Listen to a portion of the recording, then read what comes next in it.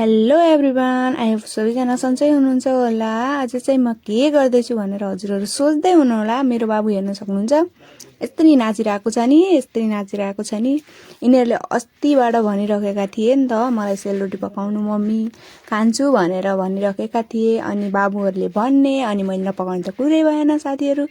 अनि चाहिँ मैले यहाँ पिठो रेडी गरेर घिउ हालेर अब एकछिनमा मोल्ने गर्दैछु, हेर्न सक्नुहुन्छ। अब मोलेर यसमा चिनी पनि हाल्छु, सुजी हालिसकेँ मैले। सुजी हाल्यो भने त नरम मिठो हुन्छ नि त। अनि त्यसपछि मैले तातो पानी तताएर रेडी गरिसकेको थिएँ, अनि तातो पानी पनि हालेँ। हजुरहरूको पनि त बाबुहरूले केही भनिसकेपछि हजुरहरूले नाइ भन्न त सक्नुहुन्न, त्यस्तै म पनि छु कि केही भन्यो भने नाइ भन्न त सकिनँ, एउटा आमा हो नि त। अनि त्यसपछि मैले पिठो पनि रेडी गरिहालेँ। रेडी गरेपछि यसलाई हल्का पछि अब बनाउँदाखेरि फिटिसकेपछि मैले कराई बसालेँ, तेल हाल्न थालेँ।